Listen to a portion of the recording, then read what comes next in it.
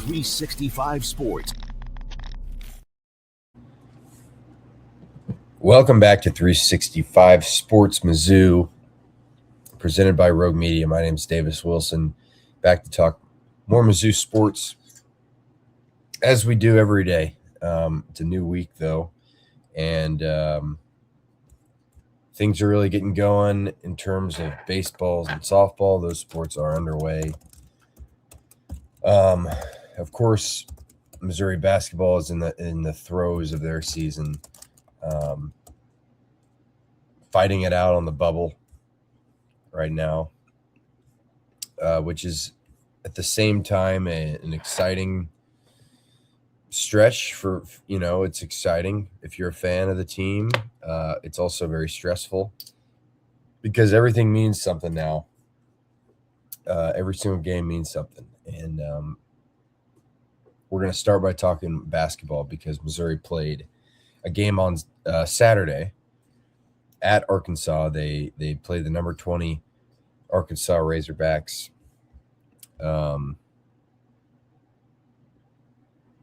And they lost 94-86. And, it's weird because they lost, right? They lost this game. But to me, I don't feel horrible about it. There are some things that bothered me. But for the most part, I think Missouri kept up with a really good Arkansas team. I mean, at the end of the day, I think that the takeaway from this game is that Arkansas is really good. They had a team hungry for a win come onto their court and play a good game, and Arkansas still won by 8 points. I think Arkansas is a really good team. That's probably going to be a top 4 seed in the tournament. And again, I mean, it just seems like they are poised to do what they did last year and go on a run. And last year they were kind of lousy in the regular season and kind of picked it up towards the end. This year, I mean, they've been a really good. I mean, they have talent. They are really talented. They're well coached. Obviously, I think it's a team that's poised to make a run. All that to say, this isn't an Arkansas basketball podcast. All that to say is that I think Missouri played really well against a really good team and just fell short. Missouri scored 86 points. They allowed 94, which is something to talk about. I mean, if you're frustrated with that, that's totally fair. Allowing 94 points is frustrating, especially when, as a team, you shoot 55% from the field. You shoot 33% from three. You make 74% of your free throws. That feels like a game, especially, scoring 86 points on 55% shooting. That sounds like a game you win.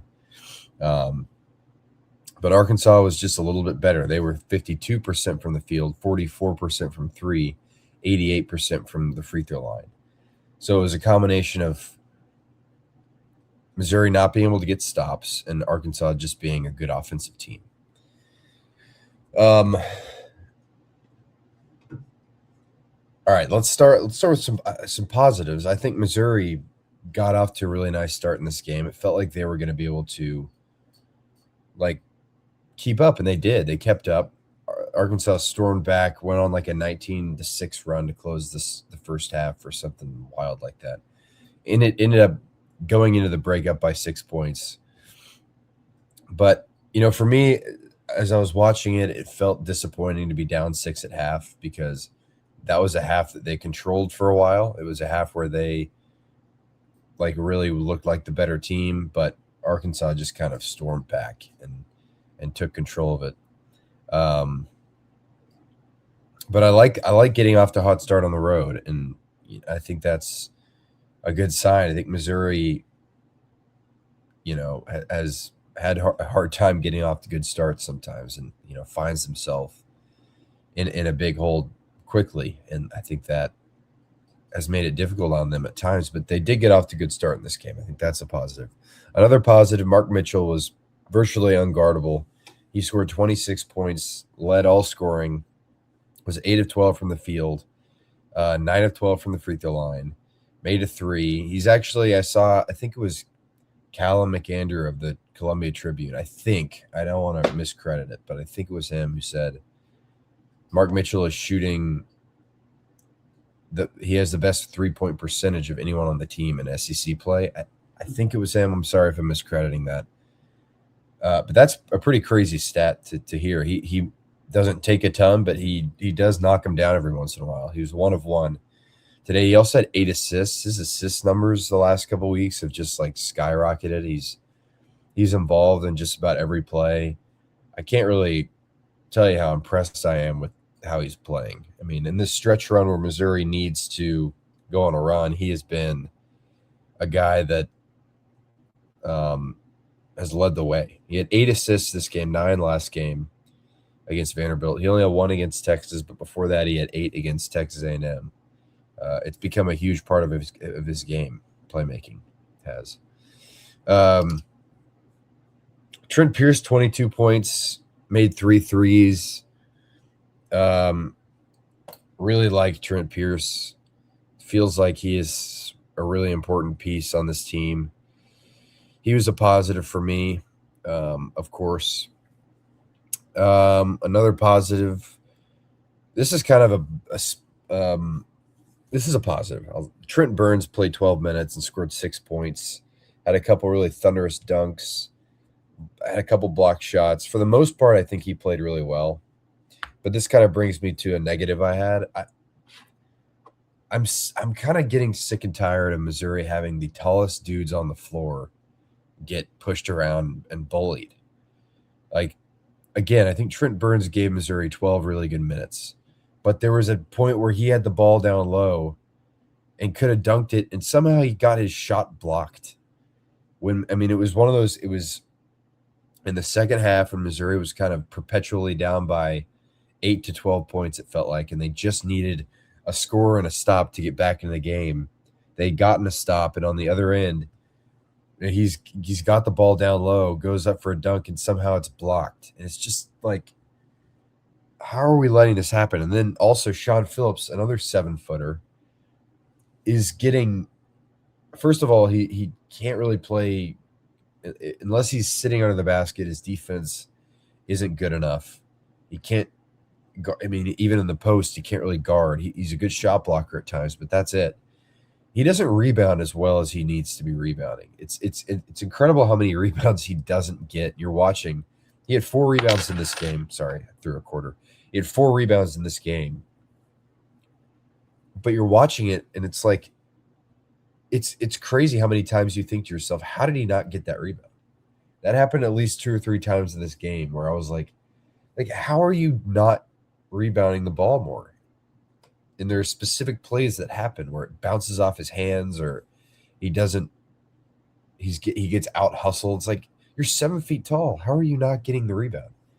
So that is something, that's a negative I felt. Like, I just am tired of seeing our big men who are pretty much always going to be the 2 biggest guys. Or Sean Phillips, I'm talking mostly about him because Trent Burns doesn't play a ton. And to be fair, Sean Phillips had 11 points on 5 of 6 shooting. Like, it's not like he was awful. He scored well. He played 28 minutes. But I just think there are times where I'm just sick and tired of our big men getting outworked by a littler guy. Just like I don't know. I'm sick of that. Another negative, the guard play. It wasn't there today. When T.O. Barrett doesn't have it, you're counting on Anthony Robinson to have it. He didn't have it. They both had 4 fouls. T.O. Barrett had 4 fouls early, so Anthony Robinson had to play a lot. And it's not necessarily that they were bad, but they weren't good. And mostly it's just sad to see what Anthony Robinson is. I just think like he was such an important player last year, and he just hasn't been able to reach that point. Like, you can't really count on him to spark a run when T.O. Barrett's out with foul trouble. It's just unfortunate. T.O. Barrett passed the ball well. He had 5 assists, but he had 4 turnovers as well. The 2 of them combined for 6 turnovers. There are still a lot. I mean, as much as I love how T.O. Barrett's been playing these last couple weeks, really last month or two, there are still moments where you see the young T.O. Barrett, show himself, where he makes a terrible pass, like it's just like a cross court pass that you should never be making, or dribbling the air out of the ball too much. There are still moments where he makes mistakes, and we saw that with his 4 turnovers. But for the most part, again, he's been so important. But when he doesn't play well, and when Anthony Robinson doesn't play well, the guard play, you just don't have enough of it to keep up. And Missouri scored 86 points without them, really. I mean, they combined for 10 points. If one of them had given you a nice scoring day, or even just, not turning the ball over so much, maybe this game is a little closer. But yeah, that's another kind of negative I felt as I watched. Going back to Mark Mitchell, I was going to mention this. It was pretty fun to watch him bully Trevon Brazile around. Like, Trevon Brazile could not guard Mark Mitchell at all, and he had 5 fouls. He ended up, fouling out of the game because he just could not guard Mark Mitchell. And, losing to Arkansas, it's like, it's a rivalry game, so it's like you always want to beat Arkansas, but they're a really good basketball team. So the little things that you can take out of this rivalry when you lose, there's still something to take away if you're a fan watching Mark Mitchell completely bully Trevon Brazile. That was awesome. That was worth mentioning to me. It just, yeah, I like that. Darius Acuff, coming off that 49-point effort last week, Mizzou held him to 20 points, which, when you realize he scored almost 50 points a week ago, 20 points doesn't sound too bad.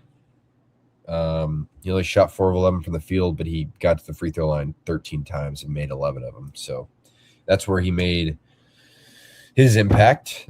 Billy Richmond Jr. led Arkansas in scoring with 21 points. I think really at the end of the day, here's the situation, in my opinion. Arkansas has multiple guys who are going to go on to play in the NBA.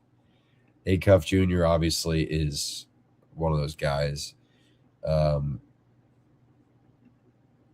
think, like, Trevon Brazile probably will find his way onto an NBA roster. As much as I don't like him, he's a good player. He's an athlete, and he's long, and his jump shot's okay. The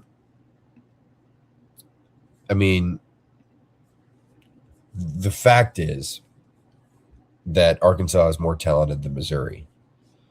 And I don't think that is much of an insult to Missouri. I just feel like, Malik Thomas and Acuff and Richmond and Brazile and Nick Pringle, they're talented. They're really talented. They have NBA talent. Missouri doesn't have NBA talent. They have a really good college basketball player and a bunch of other good players, but Arkansas is more talented, and it kind of showed, I think. And it kind of makes you excited for the next couple of years of Missouri, because, first of all, I think the people who are getting tired of Dennis Gates and want him gone, it's one thing to be getting a little tired of the same stuff being a problem, but I think he's coached a really good season. Like, this felt like a dead season 2 or 3 months ago, and now here they are, like, probably going to make the tournament if things don't completely go south here in the last 4 games. I think he's done a pretty good job coaching this team. And then, of course, you have the recruiting aspect, where next year you're bringing in guys that will have NBA talent one day. Jason Crow Jr. will be in the NBA one day. Like, that is something to be excited about when you watch a team like Arkansas, where they're really talented and they've got really fun guard play that will play in the NBA. It's exciting to think about next year, when you have the 5 stars come in, and you have some of these guys coming back. But yeah, it's clear right now that Missouri doesn't have quite the talent that teams like Arkansas do, and that's okay, because this is college basketball. It's not the NBA, so you can Missouri could have beat Arkansas. It doesn't matter the talent, really. Missouri played a good game, and Missouri will see Arkansas again in the next couple weeks. They host Arkansas for the regular season finale, which will probably be a massive game when it happens. So they'll have another chance to beat Arkansas. Overall, I think, offensively, Missouri was great. They shot really well. Defensively, obviously, you have things to tighten up. But overall, I think it was a really nice week for Missouri, getting a win over Vanderbilt. And then, hanging around with Arkansas, I think, makes you feel better. And as the season moves on now, you've got 4 games left, all 4 of which are huge. Tomorrow, Tennessee comes to town at 8 o'clock on SEC Network. And then they travel to Mississippi State, they travel to Oklahoma, and they host Arkansas. If you can go, I think the goal should be go 2-2. And I think you feel pretty decent about your chances to get in. That puts you at 10-8 in the SEC. That puts you at 20-11 overall. You're still on the bubble, so there's nothing really you can there's still not it's not a lock by any means. You still have to take care of your business, but if Missouri can do that, I think they will be a tournament team, and it'll be interesting to watch as the weeks go by. Okay, I'm going to take a quick break, and then we're going to talk about the bubble. I'll update you on baseball and softball, and then we'll get out of here. Super Bowl 60 deserves a sportsbook built for the moment. DraftKings Sportsbook, an official sports betting partner of Super Bowl 60, puts you right in the center of the biggest game of the year. And when anything can happen during the Super Bowl, DraftKings has your back with early exit. If a player goes down in the first half, you still get paid out in cash immediately once your bet settles. No bonus bets, no waiting. I personally can't wait to see the matchup of the new kid, Drake May, and Sam Darnold, the veteran, in it to prove himself. New to DraftKings? New customers can bet just $5 and get $300 in bonus bets if your bet wins. Agreed. Download the DraftKings Sportsbook app now and use code SHOWPICK. That's code SHOWPICK to turn $5 into $300 in bonus bets if your bet wins. In partnership with DraftKings, the crown is yours. Gambling problem? Call 1-800-GAMBLER. New York, call 877-8-HOPE-NY or text HOPE-NY. Connecticut, call 8887897777N or visit ccpg.org on behalf of Boot Hill Casino in Kansas. Wager tax pass-through may apply in Illinois. 21 plus in most states. Void in Ontario. Restrictions apply. Bet must win to receive bonus bets, which expire in 7 days. Minimum odds required. For additional terms and responsible gaming resources, see dkng.co/audio. Limited time offer. All right. Updating on the analytic rankings, Missouri's still at 52 on KenPom, which is, I think, where they were before the Arkansas game. So that kind of goes to show that KenPom doesn't think that was a bad loss either. Net ranking, they're 61. And Bart Torvik ranking, they're 47, so right there around it. Bracketology has Missouri in, not as one of the last 4 in, but just as they're one of the last teams with a bye. They're an 11 seed, and in this bracket, they're playing 6 seed North Carolina. Joe Lenardi, his new bracketology came out this morning. He has Missouri as one of the last 4 teams in. So right there on the bubble still. I mean, it's crazy that this team really can't escape the bubble. It'll be interesting to see how things shape up. Obviously, you have to continue to root against bubble teams. Auburn got a really big win over Kentucky on kind of a last-second shot, which I think hurts Missouri. You have to root against Auburn. You have to root against UCF, UCLA, USC, all those teams. It would be helpful if these bubble teams lost. TCU, West Virginia, all those teams are kind of right around the same range as Missouri. So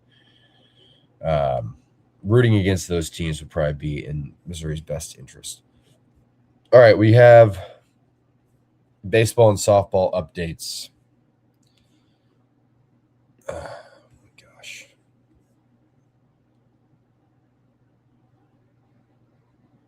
My computer's telling me it's out of application memory. I don't know what to do about that. It's going to make me force quit. So I'm going to hurry up here because it's about to kick me off.